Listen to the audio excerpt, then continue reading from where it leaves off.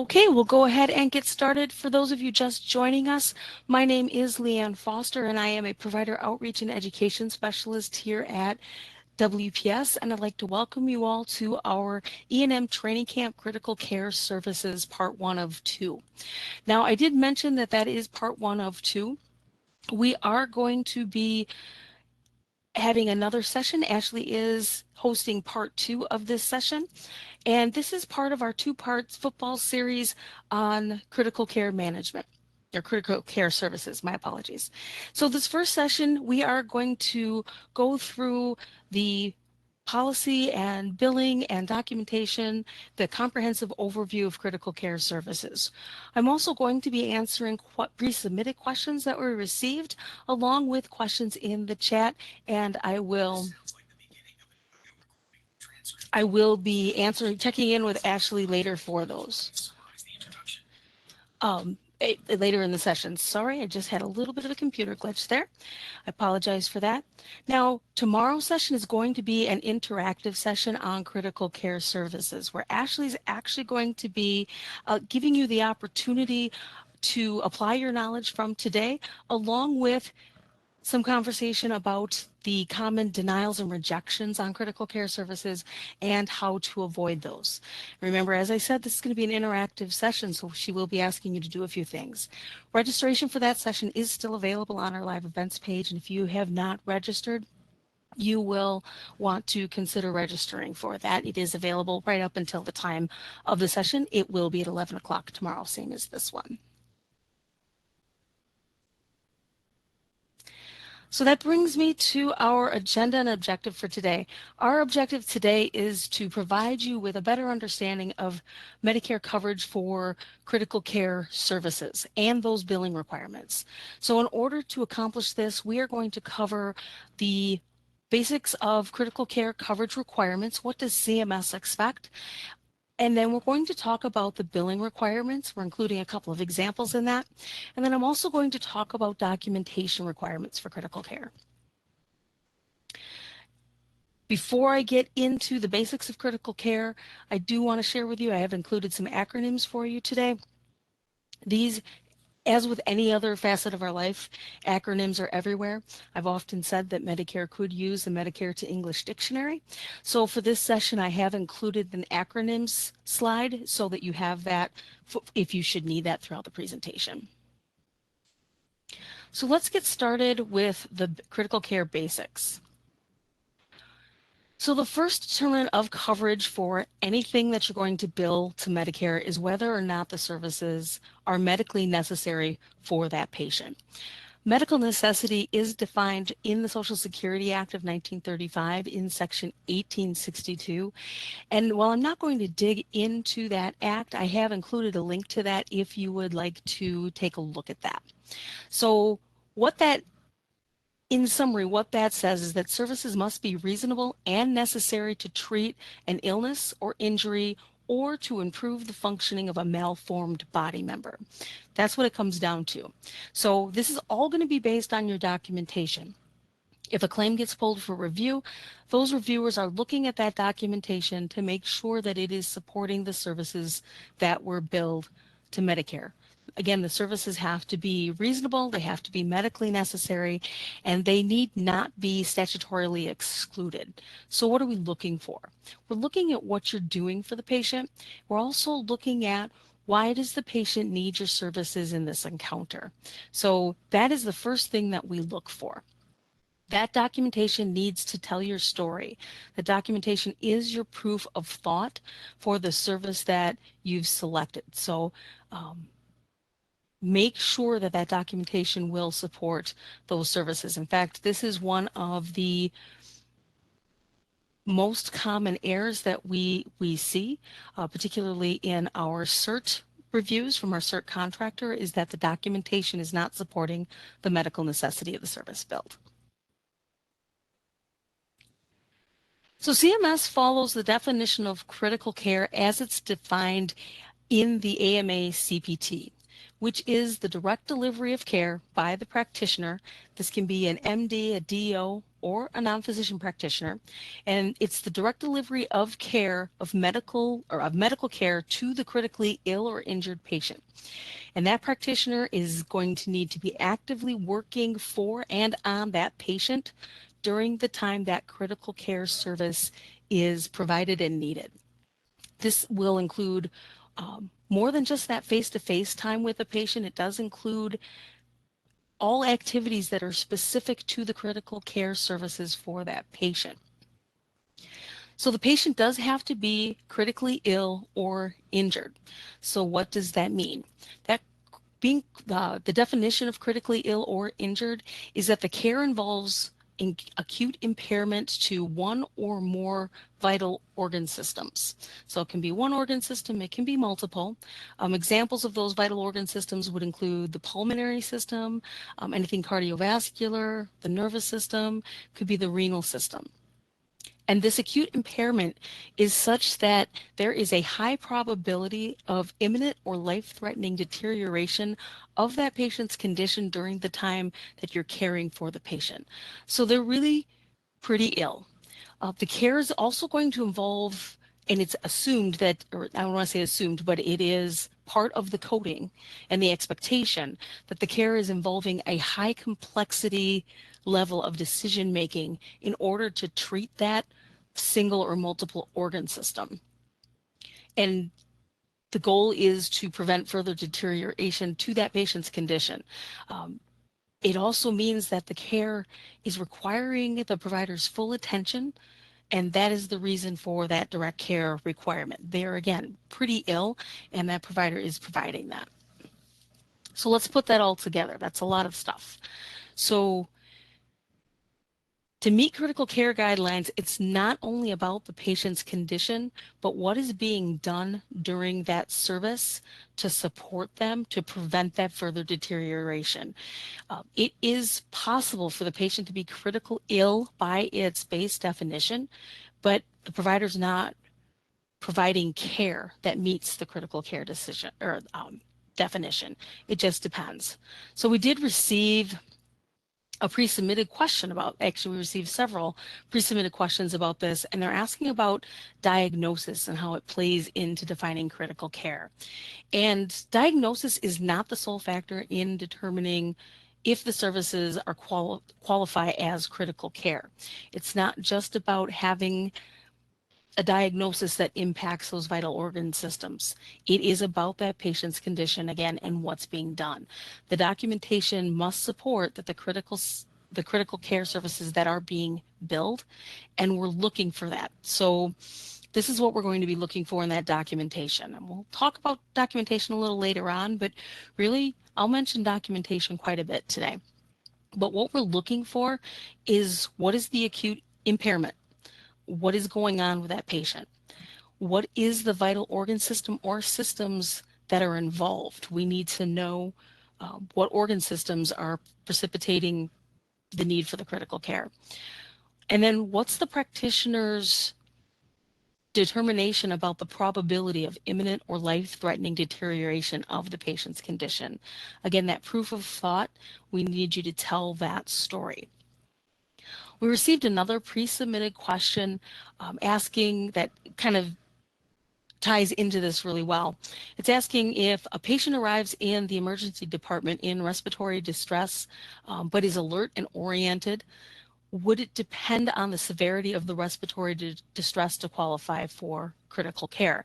It's a fantastic question, because they certainly do have an impairment of a vital organ system, which is that respiratory distress.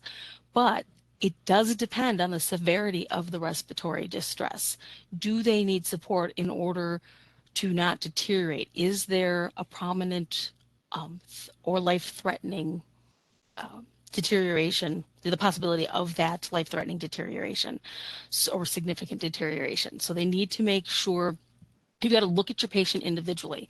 It's not a specific diagnosis. It's not just because an organ system is being impacted. It is about that patient's condition. Again, what's the acute impairment? Here it does state what organ system is involved, but then what is the practitioner's determination about the probability of imminent or life-threatening deterioration to that patient's condition? So one big difference with critical care is that critical care is a time-based code, meaning only time can be used to determine the billing codes. MDM does not come into play here. One thing I do want to point out is that you don't want to leave money on the table. Remember, it's not just about face-to-face time. You want to document your time so it can be counted towards your critical care services, and it will impact the code that is used to bill or how many units. So the services of critical care, there's the initial and then there's a subsequent code.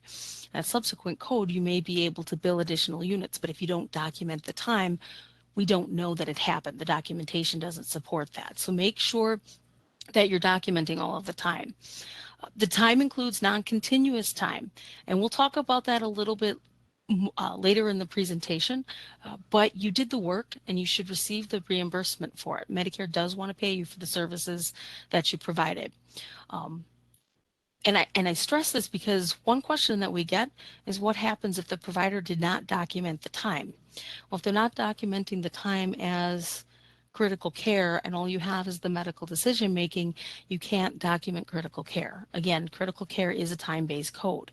However, in that situation, if that were to happen, they would still be eligible to bill an initial or subsequent hospital service code using that that MDM, that medical decision making, that was documented. The initial and subsequent is just going to depend on the patient and what they're considered. Also, along with this, I want to point out a pre-submitted question that we received asking, what is the key difference between critical care services and 99233? So the answer is 99233 is for a subsequent hospital visit with a high level of MDM. The time piece is that critical difference because critical codes are for managing a patient that's in crisis and they require immediate intervention, but they are also a time-based code. Whereas 99233, you have the option of MDM or time, but also the services that are part of critical care. We'll talk about this a little bit as well. There are some services that are bundled into that. So again, remember that definition of critical care, and that's going to be that defining factor. What's being done for that patient, what organ or organ systems are being treated to support their condition from deteriorating further. One thing I do want to point out with time, because we did receive some different scenarios that came in, and I do want to point out that CMS has updated their Evaluation and Management Services booklet, which I have provided a link to in the resources section of your training materials today. But what they have provided in here,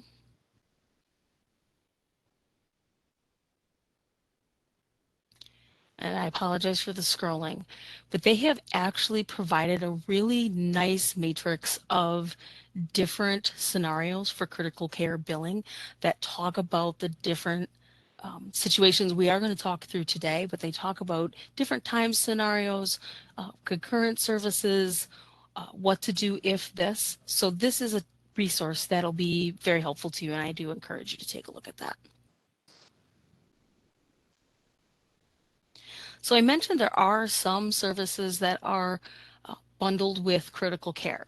So this means that there are services found in the CPT and Medicare guidelines that are included in your critical care service and cannot be billed separately. So when performing those services, and you're going to want to check the resources available to you for our NCCI edits to see if a service is bundled. But what it means is that when you're performing those services, you can count the time spent on them as part of your critical care time. So if it is a service that's bundled with critical care, count that time because that time could change the number of units of 99292 that you can bill. So this can include all sorts of things. It can be ordering services, performing services, reviewing those results, and then documenting those services. You do want to be careful, though, of services that can be billed separately, that you intend to bill separately. So you can't count time on those services that will be separately billed in your critical care time. If you have services that can and will be billed separately, you have to make sure that you're carving out the time spent on those because, again, that time cannot be counted twice. So let me give you an example. Say you're providing CPR on a patient. This is a service that is not bundled with critical care services. So anytime you spent doing the CPR, because it can be billed separately, if you're going to bill it separately, you're going to need to carve out that time from the documentation, and it'll have to be documented separately so that it supports that. Now, we did get a question about a respiratory service, and they're asking about code 94660, and this has to do with ventilation. This is a bundled service, so that service cannot be billed separately. That is part of critical care. But as I was giving the example I just gave, it's the opposite side of that. That 94660 would be time that you would include in your critical care time. So you'll still get reimbursed for it, but it'll be bundled in with the critical care service.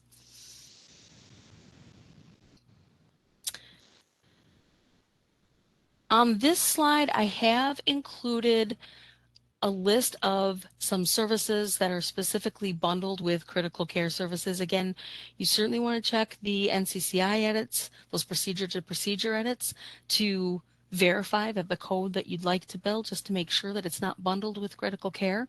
If it is, again, count that time. If it's not, make sure you're carving out the time so that you can bill that service independently, but you do need to check those edits.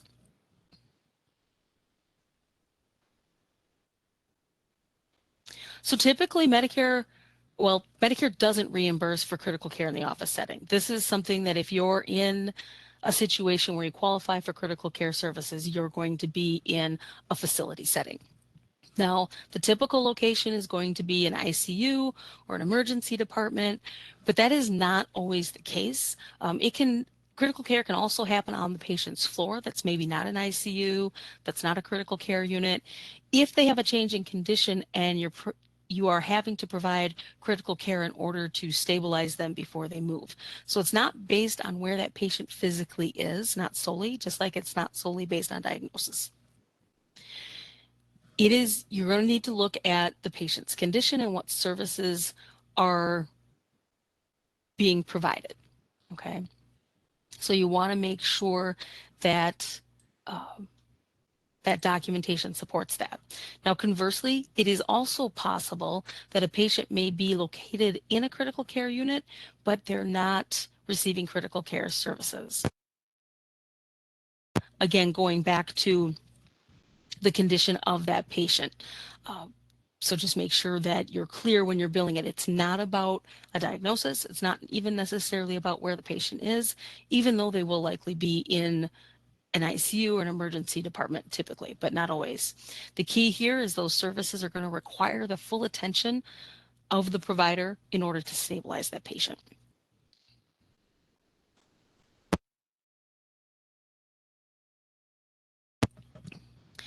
So next we're going to get into billing requirements for critical care.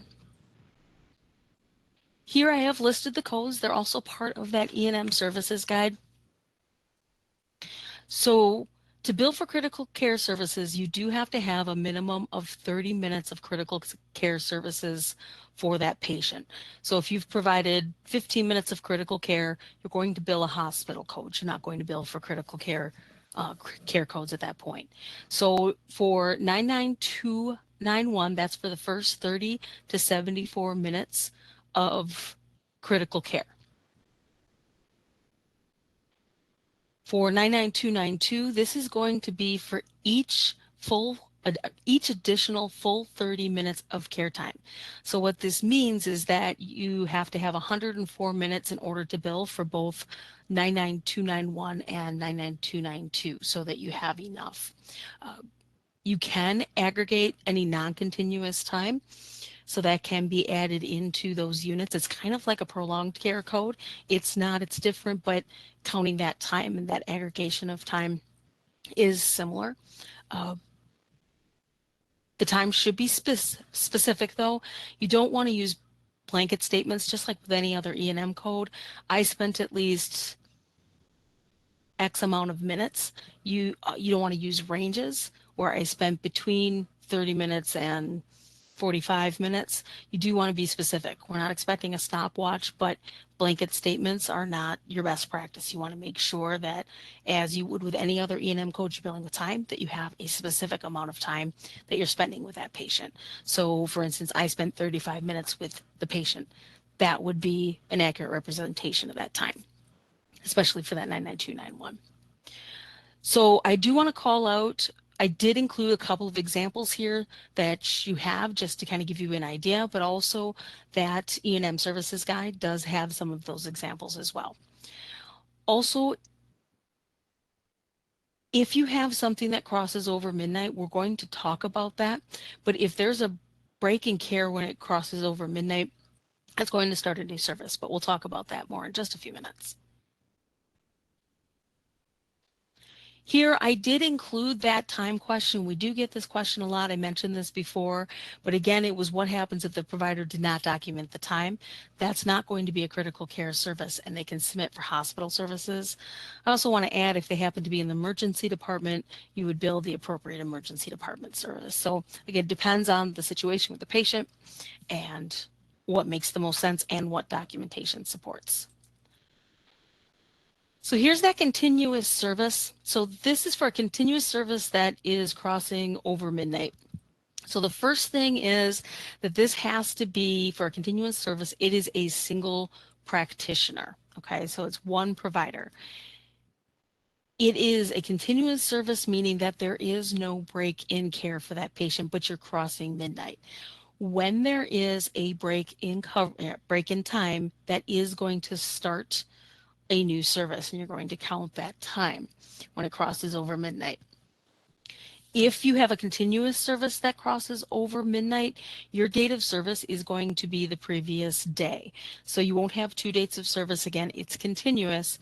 So the patient came in at 11:30 and critical care was provided continuously until 12:30. That's an hour of continuous service that crosses over midnight, and say that the services started on December 1st at 11:30 and they went till 12:30 on December 2nd.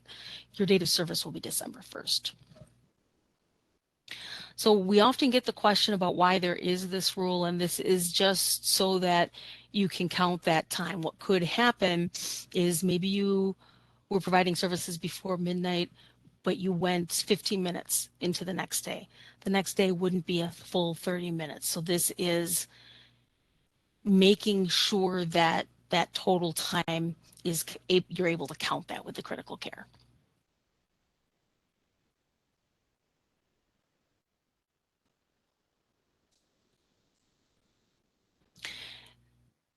So there will also be situations where there is a critically ill patient that may have multiple practitioners involved in the patient care. So what we just talked about was care crossing over midnight. That is a rule that's in place when it is that single practitioner. So this is a little bit different here. So if you have multiple practitioners involved in the patient's care, each practitioner is going to need to meet the criteria for critical care services. And we talked about these earlier, but I'm including them here as well. But they have to be providing direct care for the acute impairment of a vital organ or organ systems. And the documentation is going to have to support the medical necessity for the services for each provider. So what is that medical necessity for the service? And then it also has to show the high level of decision making to help it qualify for that critical care, though time is what is being used to determine that level of service. Also, with that concurrent care, you're going to want to make sure that each provider that's seeing or treating that patient at the same time is tracking their time separately. Okay, so you can't combine, you're not combining their time. If they're both going to bill, they're both providing critical care services, maybe for different reasons. Maybe there's multiple organ systems and they're needing someone from cardiology and a neurologist. They may both be providing that critical care, but they've got to document separately.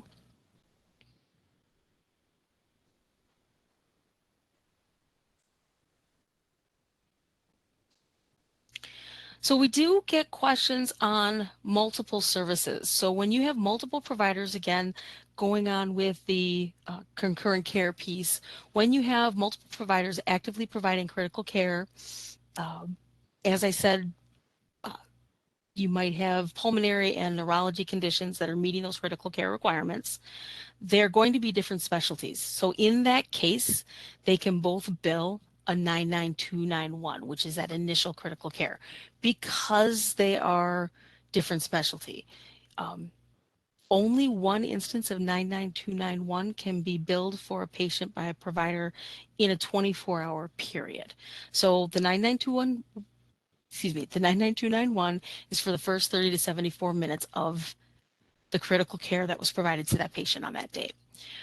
99292 is for a full 30 minutes of additional critical care time, and this would not have to be continuous. You can add that up. So you've got to look at how that time is documented to make sure that they have that full 30 minutes in order to bill for that, and they can bill a unit for each additional full 30-minute time frame that they provided that care.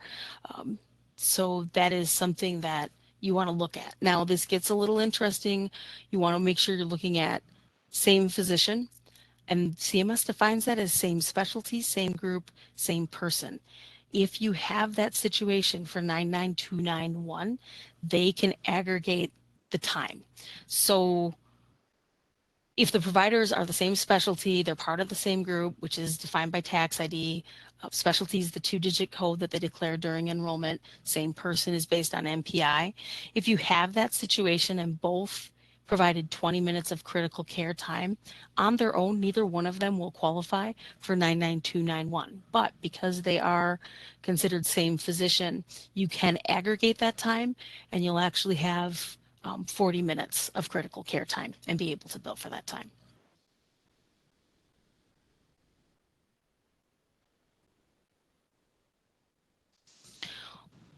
Next, I want to talk about interaction with family. We do get questions regarding interactions with family during critical care services. So what is the purpose of this? So it's about counting the time.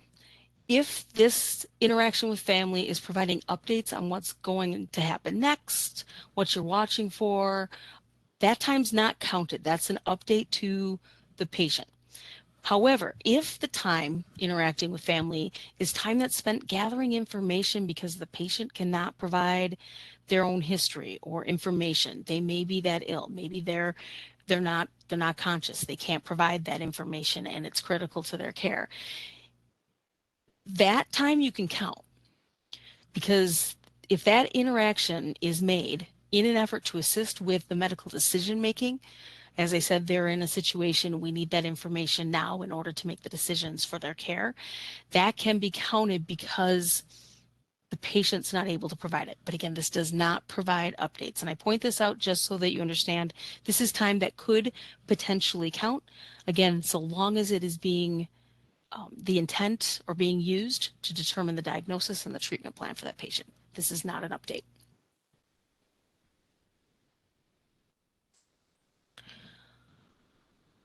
So we also get questions about teaching physician situations where there might be a resident assisting that teaching physician. So the thing with this is the medical record is going to have to show that that teaching physician is personally reviewing the patient's diagnosis, that they are visiting the patient, so they're not handing it off to their resident, uh, and they have to be there for those more critical portions of that service. And they are going to be the ones that are discharging that patient. They're also going to need to be the one that is either signing or co-signing the medical record, attesting to the fact that they've been present during the key and critical portions of that service when we're talking about critical care service. Like I said, it's all based on time. So if you're reporting 30 minutes, uh, and the resident has been involved in that patient's care, then the teaching physician has to have been there with the resident providing those services for that full 30 minutes. Like I said, it's not something where that teaching physician is going to be able to step out. The resident or the nursing staff can document their presence, or that teaching physician can do that documentation themselves. If they're not present while that resident is providing those critical care services, then they're not billing for that. They would bill for E&M codes that are not those critical care services. Next, I want to talk about split shared. We did get several questions asking if we were going to cover split shared services today, and we do have that. So split shared services are obviously for facilities only. Critical care services are not going to be provided in the doctor's office. So incident 2 is not going to apply here. We're not going to go into the depths of split shared. If you'd like a little more information than we provide today, in September, Ashley and I did a 2-part series specific to split shared services, and that is available on our YouTube channel. But split shared service has a different definition of a group. So again, this is in a facility, and split shared services are performed by providers that are in the same group, but CMS doesn't define it. The group defines that. So an example would be, we've heard where a cardiology group is partnering with a hospital-based group for nurse practitioners.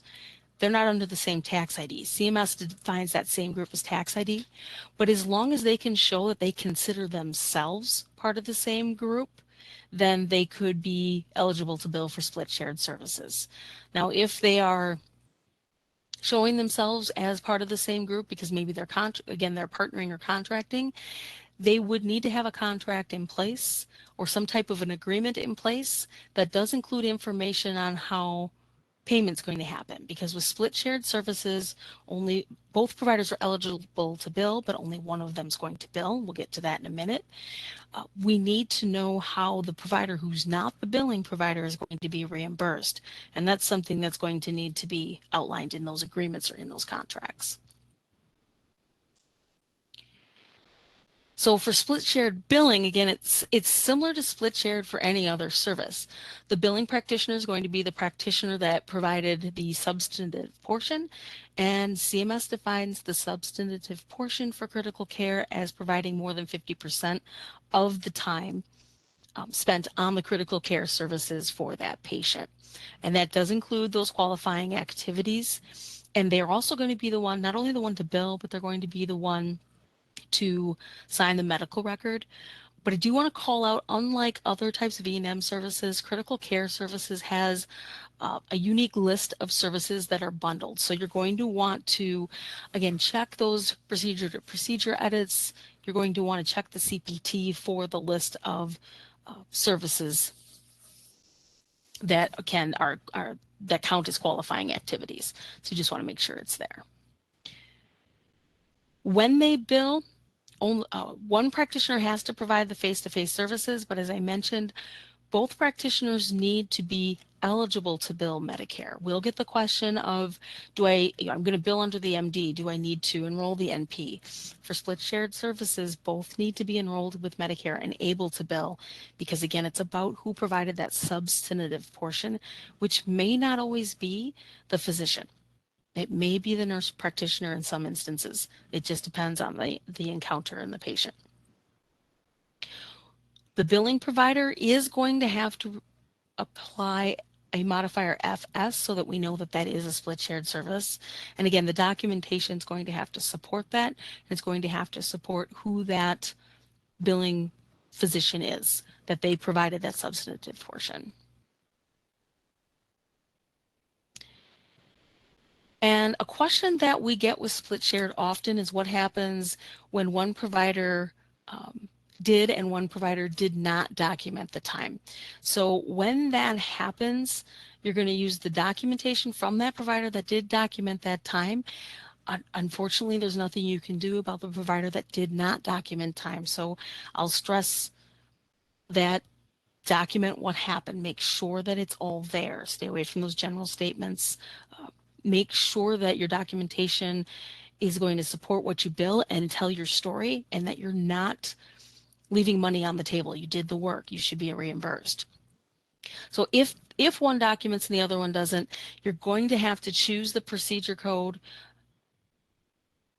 purely based on the one provider that did document their time.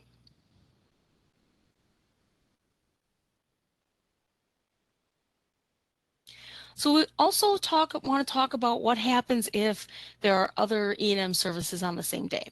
So as you probably are all aware, typically only one E&M service can be billed when provided by the same provider on the same date from the same group. However, critical care is just a little bit different.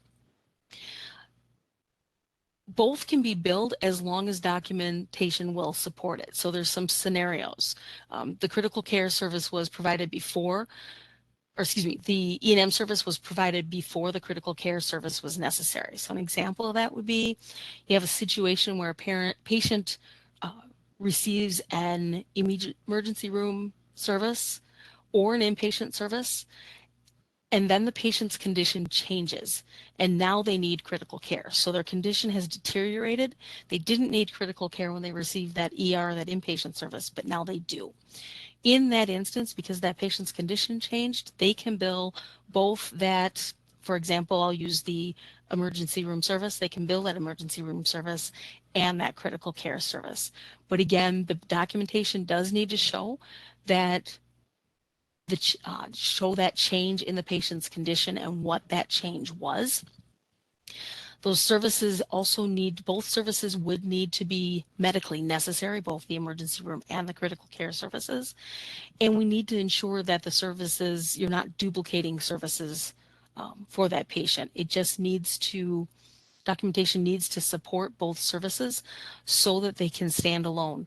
One of the things that we'll talk about when we talk about using modifier 25 for a significant or separately identifiable services, look at your documentation, take out the documentation for the first service that you're going to bill and look at what's left. Is what's left enough to bill for the second service with that modifier 25? And that is the modifier that you would have to use if you're going to be billing for another E&M service on the same day as critical care. I've also included a link to our modifier 25 fact sheet here so that you have that.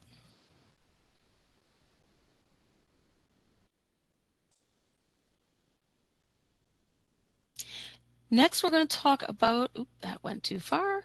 There we go. Next, we're going to talk about critical care services as they relate to global surgery. So there are going to be times where critical care does occur within a global surgery period. When the patient requires critical care following a surgery, the critical care can be paid when it's unrelated to the surgery or it's a complication of that surgery. In order to bill that, you just need to append that modifier FT. And this would apply to both the surgeon and if it's the surgeon or another provider providing those critical care services. So FT means that the service is unrelated and it's not a part of that pain management for that surgery. Again, unrelated to that service.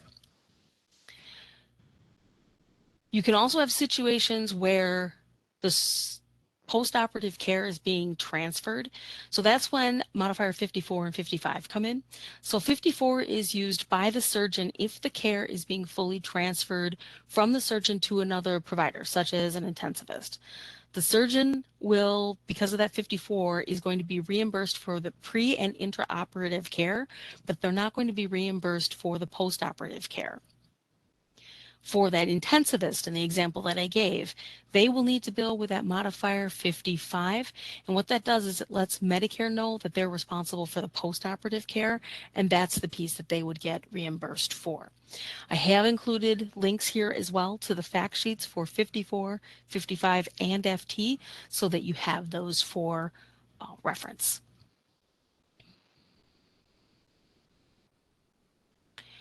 So I do want to also, before I start checking in with questions, I do want to touch on telehealth just a little bit. We know that this is a hot topic, especially going into 2026, and we are keeping a close eye on that.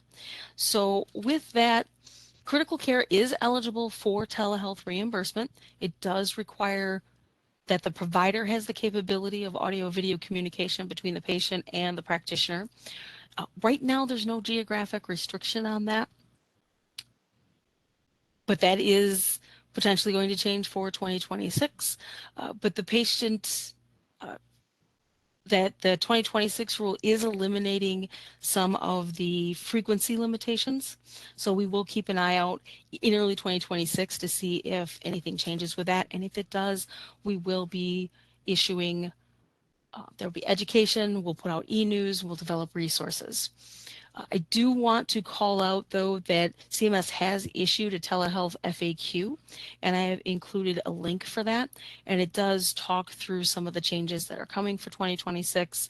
And that's a great resource, and they have been updating that. So please check that out. That'll have a lot of good information, especially because of the flexibilities continuing to be extended. Some have been made permanent, some are still extended. There's a lot of questions, a lot of gray areas there. This FAQ is very helpful. Also, earlier this fall, our colleague Mary Muko did do a session on telehealth, which is past, present, and future. If you haven't checked that out, I would encourage you to do so. That goes into some of these. If this, then telehealth goes this way, and if that, telehealth goes a different way. So just keep that in mind. If you're billing for telehealth, you are going to use place of service 2. Just keep in mind, though, that you're billing the MAC for where the provider was located at that time of service. So, and they do need to be licensed in order to provide those services. So that's standard telehealth. There are telehealth consultations, and again, they are eligible for telehealth, and again, require that audio video communications. So a consult, typically consults are a regular E&M service. With critical care, we do have some codes that are here for you. Those are those G codes that I've listed. But the important thing of a consult is going to be that that consult is the provider asking for an advice or an opinion, and the person that the consult's been requested of is providing that. And the request and what was provided back in that consult do need to be in the medical record in order to support these codes. So make sure that that is clear.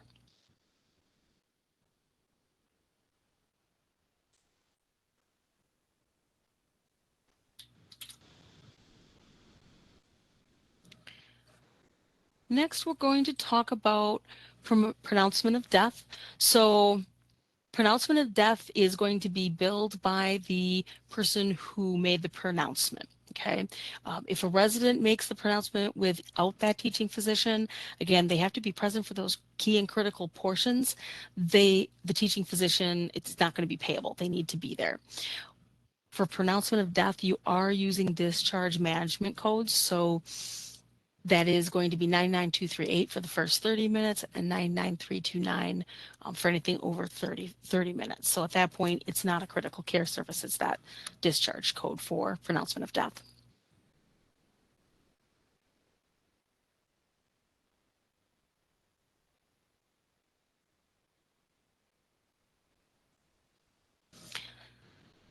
So critical care documentation. Critical care documentation is really not all that different from other E&M services. It does need to show why the medical necessity, why the critical care services were needed. It does need to show the organ or organ systems that are being supported, and again, that provider's determination on the prominent or life-threatening deterioration of that patient's condition. So it does need to be there. They need to meet those CC critical care requirements. It does need to show the time. It doesn't necessarily need a start and stop time. Again, we're not asking for a stopwatch here, but we do need to see the total time on the date of the encounter. And again, don't sell yourself short. Document the time, because that is going to impact not only the code, but the number of units that could be billed. Now, we did get a pre-submitted question that I want to talk about here. And the question is indicating that the documentation is stating a critical care, a critical condition or treatment occurred without further detail showing the critical illness or detailing the findings or the treatment. Is this acceptable for supporting critical care documentation. It's not. There's not enough detail. As I just said, it has to show the organ or the organs that were involved. What is the provider's findings? What is their treatment plan? Why is this life-threatening? Why is this prominent for the deterioration of that patient's condition? So that does need to be there.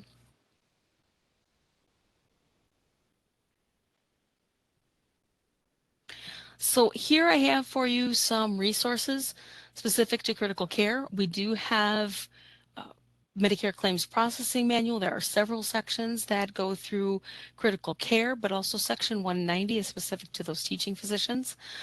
As I indicated, I have included that Evaluation and Management Services Guide, along with an FAQ on split shared services. That is always a hot topic, so I wanted to include that for you. And I included a link to those NCCI procedure to procedure edits. Again, because there are services that are bundled into critical care, I wanted to make sure you had EC access for that. And here are just a couple of additional ones specific to the medical necessity, but also telehealth and that FAQ. Okay, time for questions. I am going to check in with Ashley, see if we have any questions, but I do have a couple that came in that I also want to address. The first question is asking about OB inpatient care and asking when that becomes critical care. So OB inpatient care is the same as any other critical care service. That OB inpatient care, they would become critical care when that service meets the requirements. So again, we're looking at the critically ill or injured patient that it's the acute impairment of a vital organ or organ system. So once it meets those requirements, that it's OB doesn't automatically put that into critical care. The next question that I got was billing critical care time with trauma alert activation, asking if they can bill both. You can bill for critical care and trauma activation at the same time, but you do have to remember that you need a minimum of 30 minutes of critical care in order to bill for that 99291. And the time can't be counted twice. So you want to make sure that you are meeting those critical care billing requirements. And then the last question that I had before I check in with Ashley is asking if a patient had a ventral hernia repair and then had acute respiratory failure and septic shock 2 days post-op, can the surgeon bill for critical care for the management of the septic shock and acute respiratory failure with modifier FT? So the answer is yes. Surgeon could bill for the critical care services using FT if the acute respiratory failure and septic shock are unrelated to that original hernia repair. That documentation needs to support, and then you use that FT modifier. And like I said, you'll document the services and see if it would stand on its own. So we have time for a few questions. So I am going to check in with Ashley to see if we have any questions. Hi, Leanne. We've had just a few come in that I've not been able to get to yet. And the first one is, if an E&M and critical care are the same date of service, do you append modifier 25 to both or just the critical care? Excellent question. It would just be that E&M service. So that it would be one of them. It wouldn't necessarily need to be one or the other, but you would be applying that modifier 25 to the one that is that distinct service.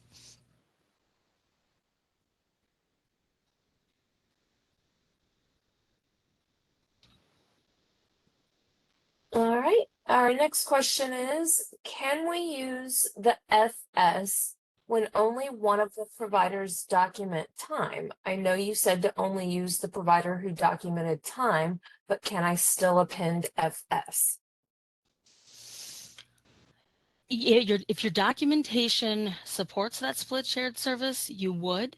But if you have two providers and only one provider documented the time, you're not going to be able to support that is a split shared service because we don't have the information that supports that the other provider participated in that service. So you really have to look at your documentation.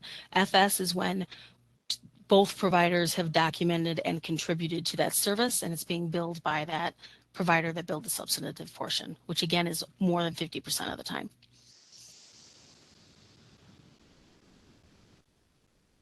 Okay, we have, what is the best practice for billing both an H&P and a critical care? It's going to be based on that documentation and do both of those services standalone. It really comes down to that documentation. Does the documentation support both services?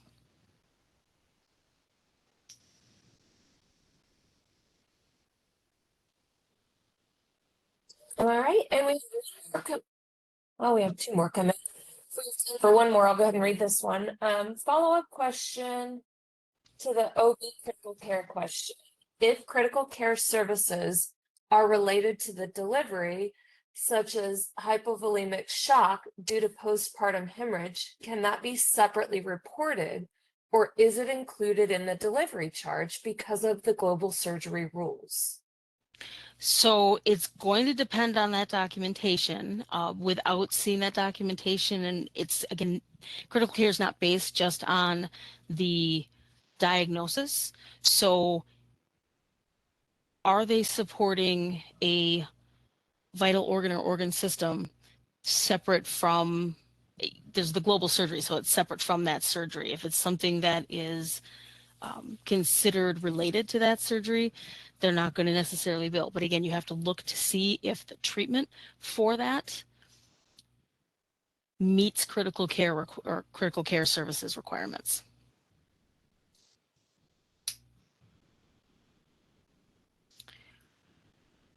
All right, do we have time for one more? I think we do, Ashley. Let's go ahead. All right. So this one says, so diagnosis isn't solely, but if patient isn't suffering an organ system failure, oh, hang on, I just lost track of that one. Isn't there other criteria such as pulmonary embolism with heart strain requiring procedure, thrombectomy, or TPA? So again, critical care is going to come down to what that provider is documenting. It is not based on diagnosis. Now, if the criteria, so you're describing the pulmonary embolism, if that is causing an acute impairment of that, obviously that organ system, maybe there's other organ systems involved, then it may meet the criteria of that, but it's not strictly on a situation or a diagnosis. It is about what's happening to that patient and what that acute impairment is. So with that, I am going to go ahead and wrap up. I did see just a couple more questions come in the chat. I will be sending out a follow-up document that will have those questions and answers, and I'll send those out to all of the attendees. So we'll make sure that you do get answers to those questions, and I thank you for those. A lot of great questions today. But I want to be respectful of everybody's time and make sure that we get wrapped up here. So I do want to make you aware of the open enrollment for Medicare participation. So if you are a non-participating provider and you're still trying to decide whether or not you want to become a participating provider in 2026, there is still time for you to do that. In order to do that, you will want to take a look at the announcement, and we've included a link to that here. Also, you will want to take a look at the fee schedule to see if this makes sense for you. If you do wish to become a participating provider, instructions are in that announcement, but it does involve submitting a CMS 460, which is a Medicare participation agreement, and sending that in. And once accepted, that will make you participating for dates of service January 1 of 2026 and forward. If you're already participating, thank you, and that will continue. There's nothing additional that you need to do. This is simply if you're not participating and would like to become participating. The requests to become participating do need to be in by December 31st in order to be reviewed and considered for 2026. Also in the training materials, there's further detail in that notes section if you'd like to take a look at that. But that participation announcement will give you all of that as well. So in a few minutes, you are going to receive an email that's thanking you for attending today's session.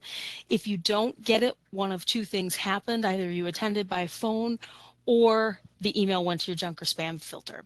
Reason that email is important, it has a couple of important pieces for you. If you're attending today for continuing education credits, we do not issue those credits. However, we do issue certificates of achievement that give you contact hours for those. So that can be submitted to your certification or accreditation body to count towards those continuing education credits. So look at that. The other thing is that's also going to include a link to our survey. What we do is super important, and you are critical to the education that we provide, and you also help steer the education that we offer in the future. We want to know how we can improve. We want to know what we're doing well so we continue to do it, and we want to know how we can help you in the future. So I'd like to encourage you all to take a few minutes to provide a little bit of feedback to us. There's a couple of ways you can do it. There is a link in that email. Ashley's also put a link in the chat, and that'll take you directly to that Qualtrics CMS survey. Also, when you leave this session, you're going to get a pop-up. And it's going to look like the image that you see with that little yellow triangle. It's not malicious. It's not spam. It's not taking you anywhere you want to go. It is just letting you know that you're leaving our webinar software and you're going into CMS's Qualtrics software. Also, I want to make note and Ashley put a link to our education mailbox in the chat.